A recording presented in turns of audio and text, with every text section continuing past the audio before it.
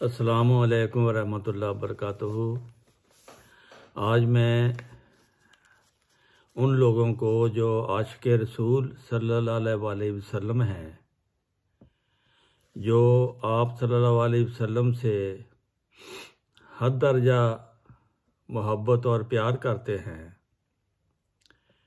और एक आशिक़े रसूल को अपने प्यारे का चेहरा मुबारक, हुलिया मुबारक, उसके बाल कैसे हैं, उसके दाढ़ी कैसी है, उसका चेहरा कैसा है, उसके रखसार कैसे हैं, उसकी बातें कैसी हैं, ये जानने के लिए हर आशिक़े रसूल ये तड़प रहा है। तो मैं आज आपको हदीसों में जो बयान हुआ है हज़रत रसूल करीम सल्लल्लाहु अलैहि वसल्लम का हुलिया मुबारक कैसा है, वो मैं आपको उनका तारफ़ कराऊंगा। मज़मून लंबा है, थोड़ा आज थोड़ा फिर बाकी इंशाअल्लाह।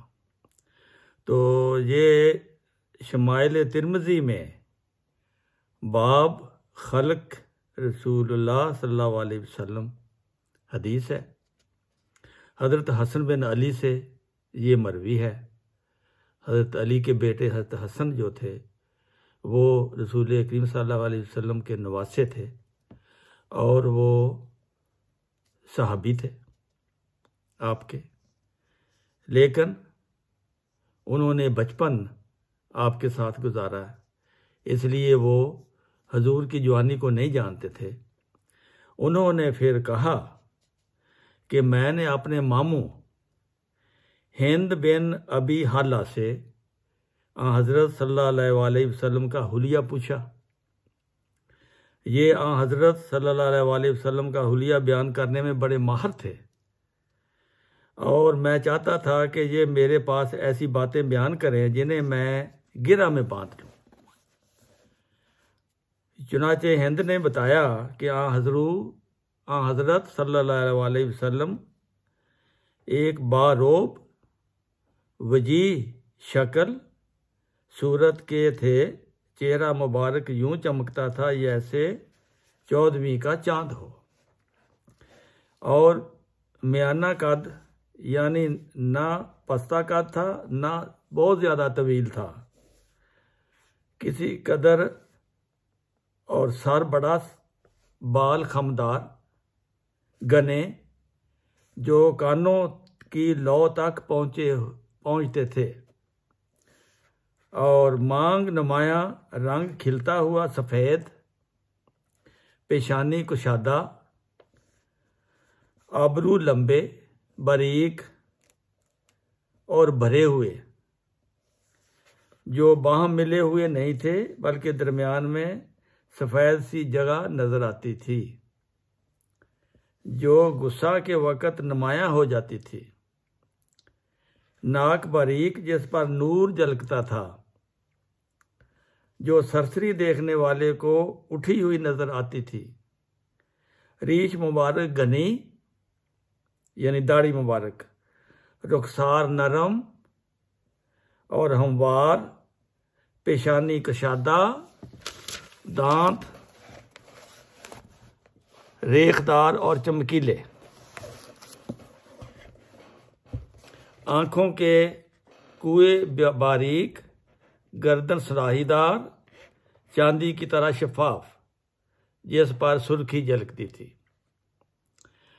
मोतदिल अलखलक, बदन कुछ फरबा लेकिन बहुत मौजूम, शिकम व सीना हमवार यानी पेट निकला हुआ नहीं था, सीना चौड़ा और फराख, जोड़ मजबूत भरे हुए, जिल्द चमकती हुई नाजुक और मुलायम, छाती और पेट बालों के बिल्कुल साफ, सिवाय एक बारीक सी दाढ़ी के जो सीने से नाफ तक चली गई थी।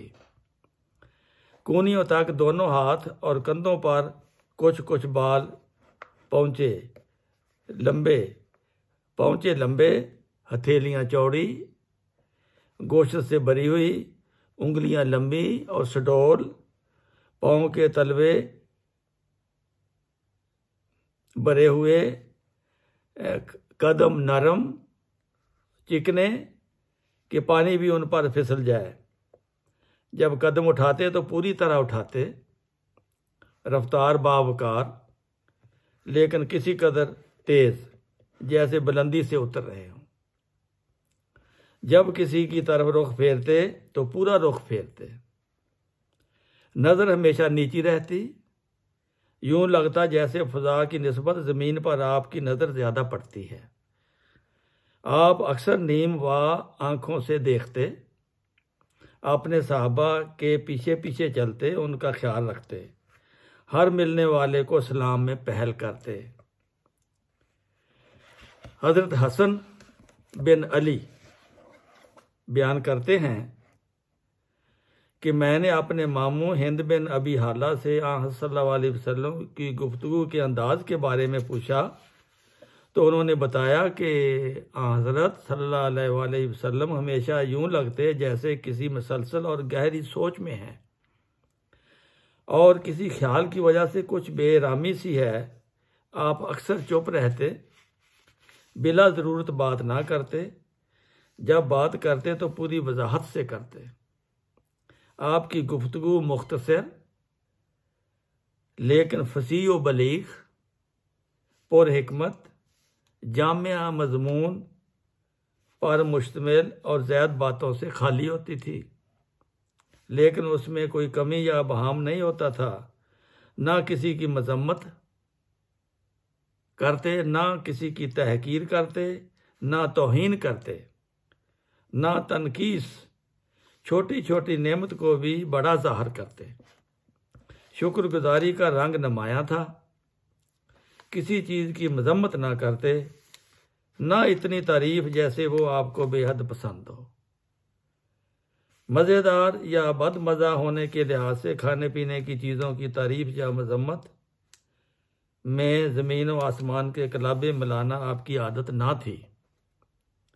हमेशा म्याना रवि शार था, किसी दुनवी मामले की वजह से ना गुस्से होते ना बुरा मनाते, लेकिन अगर हक की बेहुरमती होती तो हक गस्ब कर लिया जाता तो फिर आपके गुस्से के सामने कोई नहीं ठहर सकता था। किसी का हक अगर कोई मारता तो फिर आपको गुस्सा आता था। जब तक इसकी तलाफी ना हो जाती आपको चैन नहीं आता था। इतने इंसानियत के हमदर्द थे, अपनी ज़ात के लिए कभी गुस्से ना होते, ना उसके लिए बदला लेते। जब इशारा करते तो पूरे हाथ से करते, सिर्फ उंगली ना हिलाते। जब आप तज्जुब का इज़हार करते तो हाथ उल्टा कर देते। जब किसी बात पर ख़ास तौर पर जोर देना होता तो एक हाथ को दूसरे हाथ से इस तरह मिलाते कि दाएं हाथ की हथेली पर बाएं हाथ के अंगूठे से को मारते। जब किसी नापसंदीदा बात को देखते तो मुंह फेर लेते। जब खुश होते तो आंख किसी कदर बंद कर लेते। आपकी ज़्यादा से ज़्यादा हंसी खिले तबस्सुम की हद तक होती, यानी जोर का कहा ना लगाते। हंसी के वक़्त आपके दंदान मुबारक ऐसे नज़र आते थे जैसे बादल से गिरने वाले सफ़ेद ओले होते हैं। फिर हज़रत अनस बिन मालिक बयान करते हैं कि हज़रत सल्लल्लाहु अलैहि वसल्लम दरमियाना कद के थे, ना तो बहुत ज़्यादा लंबे थे ना छोटे कद वाले थे। आपका रंग निखरता सफ़ेद था, ना बहुत ज़्यादा चिट्टे ना गहरे गंदमगू रंग वाले थे। आपके बाल एक हद तक सीधे थे, ना बहुत ज़्यादा घुंघराले ना बिल्कुल सीधे। आप जब मबूस हुए उस वक़्त आपकी उम्र 40 साल थी। बेस्त के बाद 10 साल मक्का में रहे और मदीना में 10 साल क़याम रहा। जब आपकी वफ़ात हुई उस वक़्त आपकी उम्र 60 से कुछ ज़्यादा थी। आपके सर और दाढ़ी में 20 से ज़्यादा सफ़ेद बाल ना थे। देखने वाली चीज़ है कि 60 साल की उम्र में भी आपकी दाढ़ी स्याह थी। यानी चंद बाल सफ़ेद थे, बाकी आपकी दाढ़ी स्याह थी, काली थी। तो ये था एक 2-3 साहबा की रवायत आपके हुलिया के बारे में। अब अभी ये मज़मून ख़त्म नहीं हुआ, अगली दफ़ा इंशाअल्लाह आपके मतलब, आपके अखलाक, आपकी बातें और इस आपके जिस्म मुबारक के मतलब जो बातें हदीस में बयान हुई हैं इंशाअल्लाह वो बयान करूँगा। ये बातें जो हज़रत रसूल करीम सल्लल्लाहु अलैहि वसल्लम से इश्क रखता है, मोहब्बत रखता है, आपको नबियों का सरदार मानता है, ख़ातमुन नबीयीन मानता है, वो बहुत गौर से और प्यार से सुनते हैं। तो ये आपके लिए इतना काफ़ी है। इंशाअल्लाह अगली दफ़ा बाकी चीज़ें आपको बताएंगे। अस्सलामु अलैकुम व रहमतुल्लाहि व बरकातुहू।